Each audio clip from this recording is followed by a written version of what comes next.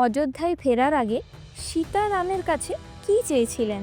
1 মিনিটের মহাকাব্যের গল্পের 102তম পর্বে আপনাদের স্বাগত।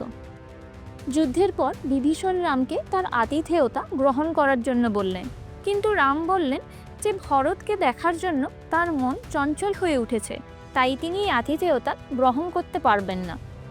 তারপর সবাই মিলে পুষ্পক রথে চেপে রওনা দিলেন।